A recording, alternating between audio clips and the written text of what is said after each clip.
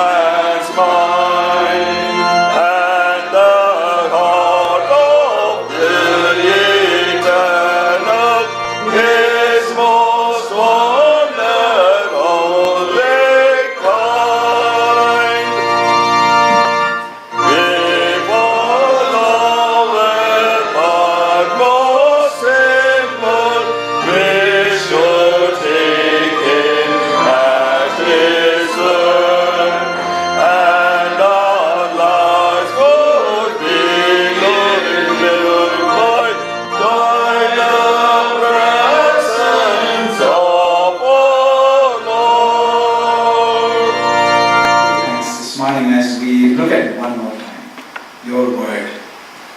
And God, I thank you for the opportunity to share your word, and I pray that whatever you laid in my heart will come alive for your people. It's your word I preach, oh God, and I thank you for the opportunity. In Jesus' name. Amen. I know you were a little confused looking at the readings because it was a different translation, and that's what happens if you are slightly different. So that's fine. I don't know, probably by now you must have noticed. Story started off with this theme on discipleship, and I kind of piggybacked on her, and I did a few things on discipleship. And I want to continue this story. This is our last in the series on discipleship. We kind of used Peter and his life to work through some of the concepts in discipleship. It's nice to pick on Peter, isn't it? Peter is a nice guy to get picked on. He got picked on different times in all of Scripture, so it's nice to pick on him. And so I just wanted to look at the life of Peter here and there, and today's text, and then I'll close my sermon. Discipleship kind of happens when God calls you. Maybe you are standing here or sitting here telling yourself, I haven't heard God call me. I wish God calls me. I wish God tells me my name. He says, hey. And then you probably say, oh, I'll follow you. But I don't think, I'm not underestimating God's call in that way. God can still call you. God calls you, calls me. God calls us in different ways. Sometimes He's pretty loud. Sometimes He's very soft. But God calls you. And you can never say, oh, I'm very young, God doesn't call me. When I get 40, God calls me. It doesn't work that way. God calls you when you are young. God calls you wherever you are, whatever in your life journey, God calls you. God called me. This was the time when I was visiting my sister in Bombay. And I was attending a small group of a Bible study that met in a home. And so this group was meeting, and after the meeting was over, the guy who was leading the Bible study looks at me and he says, so where are you from? Because I was the newbie in the whole group. And so he looks at me and says, so where are you from? And I said, I'm from Chennai. He said, oh, okay. So he looks at me and says, so where do you worship? He said. I said, I was very proud of the church I worshipped. I worshipped at Cathedral. And so I looked at him and I said, I worship at St. George's Cathedral in Madras. And he said something that kind of hurt me, kind of bothered me. This is what he looked at me and he says, oh, you worship at Cathedral, oh, those big dead churches. I said, how could he say it about my church? How could he say that about us? I was very hurt. But sometimes, God kind of disturbs us by those hurting statements. Because after that, I came back home and I was thinking about it. I thought about it for a long time. Why did he say that my church was a dead church? I believed in this God. I believed in this God who works in my life. I took communion every Sunday. I was part of Sunday school. I worshipped. I was very regular. If you come and ask me at Cathedral, they will tell you, Kamlesh, fantastic guy. Seriously, I'm not joking, I'm being very honest with you. If you come and ask me at Cathedral, they'll say, oh, great guy. But deep within me, I was the only one who knew what I was with God. So it was one morning as I was sitting down in my room, and usually Mom doesn't give us coffee if I don't read the Bible. So what you do is you flip your Bible quickly, read something and say, Mom, I'm done. And Mom would give us coffee. And so my portion that day was from James chapter 2, a very strange verse. You might be wondering what kind of a verse is this. If you get a chance to look at it, James 2:19, this is what it says. It says, do you believe in God? Rightly so. Even the demons believe and tremble at the existence of God. I looked at myself and said, the demons believe and tremble. I don't even. I take this God so much for granted. Is it right?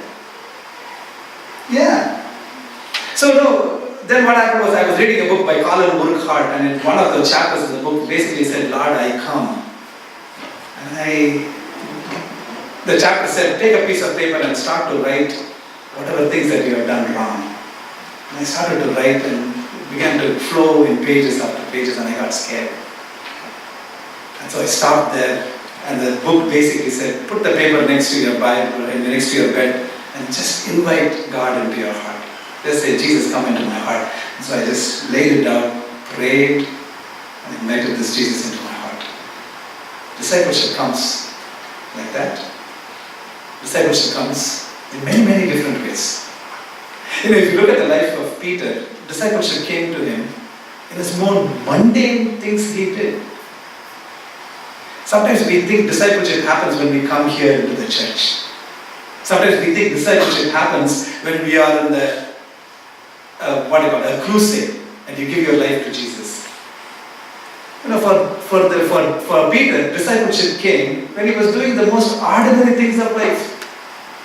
He went out, toiled all night, didn't get anything, came back. That's what he did.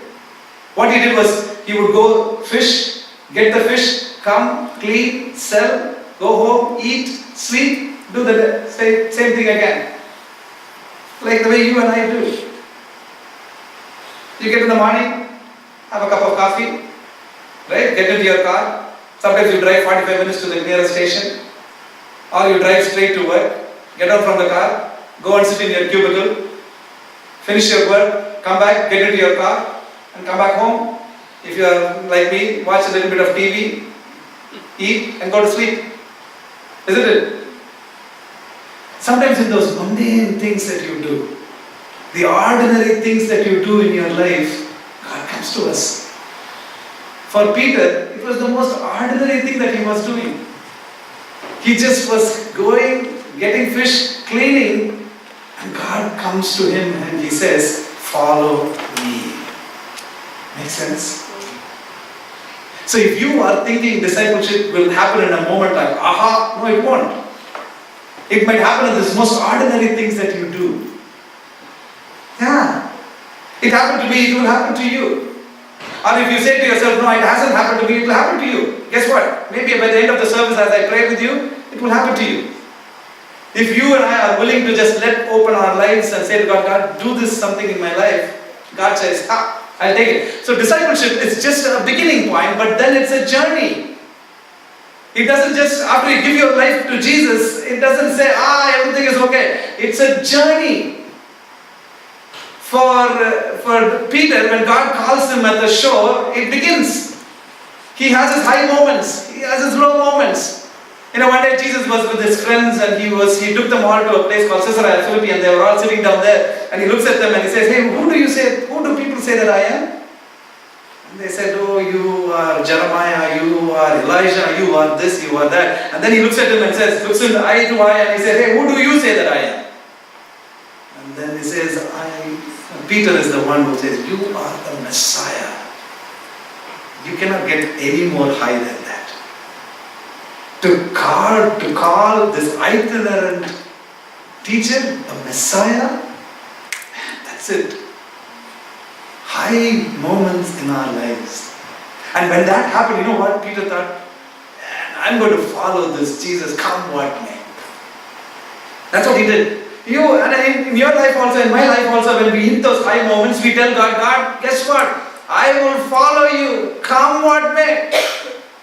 Things can go wrong in my life, oh God, I will follow you.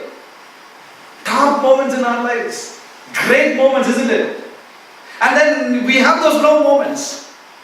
Peter, on the night when Jesus was being tried, he sat down with his friends and he had a good meal. And he looks at Peter and says, hey, listen. And then he says, Jesus, anybody, all of those guys will desert you, but not me. I will give my life to you. Right? And Jesus looks at him and he says, Peter, don't say those things because tonight, guess what? The cock will crow and you will deny me. Low moments in our lives. Happens to you, happens to me. And when that happens, you tell yourself, God, what am I doing? I just don't know how to follow this God. Sometimes those low moments in my life, I go and hide myself. I really hide myself and I tell myself, God, did you really call me? Did you really choose me? Did you really ask me to do those things? Low moments, folks, are the hardest one to maintain your discipleship. It's easy to maintain when you are on the high. But the low moments in our lives, it's the hardest one. But guess what? The God that you and I worship will never let you be in those moments. That's what he did. What he did was, he came back again. Because Peter did not want to see this Jesus. He never wanted to see this resurrected Jesus, because he had denied him so much that he said to himself, if there is one person that I don't want to see, it's Jesus. And so he calls his friends and he goes to the shore and he goes fishing. Just another ordinary mundane things that we do in our lives, isn't it? We have given up on God and we go back. But the God that you and I worship comes back to us. Comes to Peter on that shore and he says, listen Peter, you can run but you can never hide. Isn't it? You can run but you can never hide.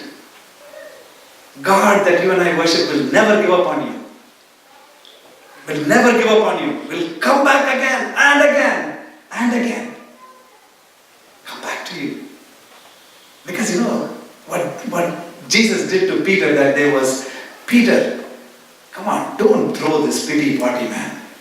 We have some work to do. Roll up your sleeves. We've got some work to do. That's what Jesus is telling us. We've got some work to do. Just don't throw pity parties. Come on, wake up. Let's do some work. You know, in my life, sometimes I hit those comfort zones. Yeah, I love comfort zones. You know, things are going well. Wife has a job. Children are doing well. And the ministry is going well. And we say to God, God, I'd like to be here. I'd like to do the same things that you do. But you know, let's be honest with each other.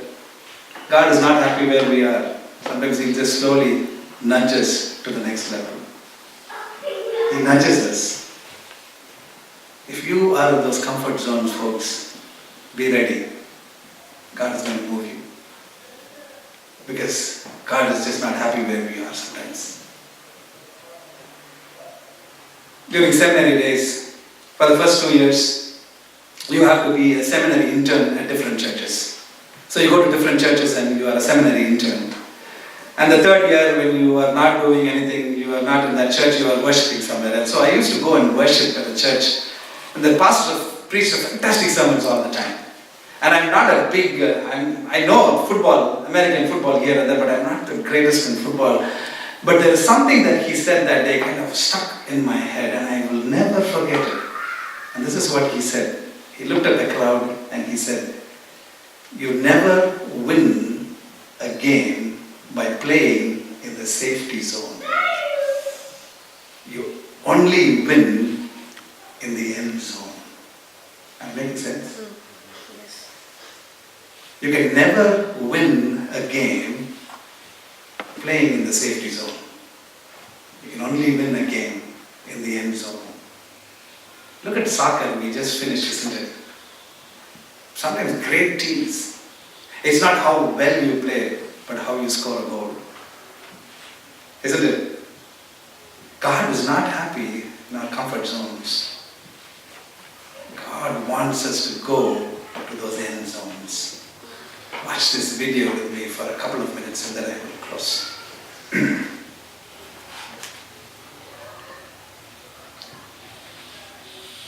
This is about a football player and he's telling us his story a little bit. And just listen. You can't judge a book by its cover, or, we might add, a football player by his jersey. Here's Steve Hartman on the road. In Athens, Georgia, in the bestseller section of this Barnes & Noble, Kathy Rackley found a novel story of her own. I mean, Chant the camera in a bookstore. How wonderful is that? Did you have any idea at all who he was? None. And you didn't tell her? I didn't, but I knew they were going to find out. Yeah. But I wasn't going to say it. Fact is, Kathy may have been the only one in Athens who didn't know the name Malcolm Mitchell. Number 26 for the University of Georgia Bulldogs was one of the top recruits in the country a few years ago. He's Georgia royalty. And presumably, if Kathy had known that, she wouldn't have stood in that Barnes & Noble, talking his ear off about the book club she just joined. I mean, he like stepped back and he said, "You did?" And he said, "Can I join your book club?" And I said, "I don't know if you want to join mine. We're all 40, 50, and 60-year-old women." But Malcolm was undeterred. So now, one of the top wide receivers in the country meets monthly with his book club lady friends. Oh, yeah. And then he went to the wedding. I love that. He's the only man and the youngest by a generation. But Malcolm doesn't care, nor does he care what anyone thinks. Somebody called me a nerd. It's not a word that I'm used to hearing. Is it okay though? Are you okay with the label? I was proud of it. It's like a badge of honor to me. Know where I came from. Malcolm confessed to me that when he started college, he could only read at about a junior high level, and it bothered him. So he started putting as much effort into his reading game as his football game. Every free moment, he had a book in his hand. He's now reading things he never dreamed he could. And although some of the book club selections he would never pick himself, Malcolm seems to enjoy them all. Yeah. Looking at your life now, all you've accomplished, what are you most proud of? I finished the Hunger Games series in about 2 days. Reading the Hunger Games. Yeah. Have you seen any footage? Have you scored touchdowns? That's not your most proud moment? That came natural. That's a gift. I had to work to read. But his greatest talent may lie in his ability to step so outside his comfort zone, to be able to meet people and focus so sincerely on what they have in common instead of their trivial differences. Me too. Sometimes football makes great men, and sometimes great men just happen to play football. That's it. Isn't it? Ordinary guy. I played great football. And he said, when I started college, my reading was at a junior level. And here he picks to be in a book club with all the other women who were like all in their 50s. And he said to himself, this is the group that I want to be with. I don't know if you watched it. I don't know if you watched it or heard it very clearly. And he says, the guy asks him, right, what was your most proudest moments? Is it your proudest moments is when you had the touchdown? Did you hear what he said? Those moments come naturally. Are you with me? Those proud moments come naturally. But the reading, he had to work hard. For us, sitting down here, worshipping God, comes naturally. This is your comfort zone, isn't it? It takes a lot of work to move out of your comfort zones. Oftentimes we are very happy with where God has placed us. The story that I read, the Acts portion that I read, is only the end of that story. The beginning of the story is fascinating, isn't it? The church is booming. The church is growing. Peter preaches a sermon and thousands get converted. Probably one of the greatest evangelists ever lived. Thousands get converted. The church is doing very well. And Peter thought to himself, the church is only for people like me, who look like me, who talk like me, and it's only for me. But then God has this amazing plan. Because the church, if it had remained there, it would have just been in Jerusalem. It would have never come to India. Isn't it? It would have never come to those places where we lived. Make sense? When God begins to push us to those end zones of our lives, that's what God does. God does it very well. God does it very well. So what happens is, in that story, God first goes to Cornelius. And he's an Italian cohort. Now Rome occupies Jerusalem and all of its neighbors. If you are somebody who is living under occupation, you don't want to make friends with somebody who has occupied you, isn't it? You want to hate as much as you can. But here God goes and speaks to a man named Cornelius and says to him, listen, there is a guy who lives near the sea and his name is Peter. Get him to come. Right? And Peter makes this long trek and goes to meet Cornelius. And we thought, when God gives the message to Peter, Peter would have jumped up and said, yes, Lord. No. Much like us, he was also reluctant. And he said, God, are you okay? Are you in your right mind? Asking me to go to this guy? God says, exactly. And then while they are going, while Peter is sleeping, there is this sheep that comes down from heaven, and all kinds of animals are in there. And Peter looks at it and he says, guess what, God? I cannot eat this. This is not holy. And God looks at him and says, who you are calling unholy? I am the one who decides, isn't it? But guess what? A little bit of obedience pays a lot. Many people come to know Jesus, isn't it? We love to be where we are. We love this place of worship. We come here, we worship, then we go back to other places. But the God that you and I worship is not happy. Will want us to move beyond our comfort zones, into our end zones. And you don't have to do much. The reason why I tell you is, I love the way Luke tells this story. Luke doesn't tell us the story that God first meets Peter. Am I making sense? It doesn't tell us that God first met Peter and then he met Cornelius. No, it's the other way around, isn't it? First he meets Cornelius and then he meets Peter. And I like the way Luke tells it. You know why? It's because he wants to remind to you and to me that when God, even before God tells you to go, God already prepares the place. Amen. All you have to do is just go bear witness. You don't have to do anything. You think to yourself, God, guess what? How can I go to these places? Don't worry. God will prepare those places for you. You just have to go and stand there. God just uses you, uses me. Very simple. Sometimes we think comfort zones and end zones are, God, no, if I give my life to you, you will send me to Nicaragua, or you will send me to South Africa, or you will send me to Ethiopia. No. End zones are not that far. End zones are probably your neighbor next to you. Isn't it? End zones are probably somebody who works next to your cubicle. Yeah. But when God kind of nudges you to do it, don't worry. When God nudges you to do it, God has already prepared the other person. You don't have to do much. Just bear witness. Sometimes discipleship is how we bear witness in those end zones that God will take us.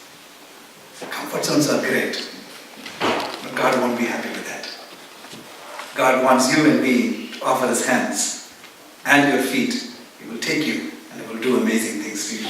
So I'm just going to close and I'm going to just invite the worship team just to sing that one song with us and then we will close. And I'm just going to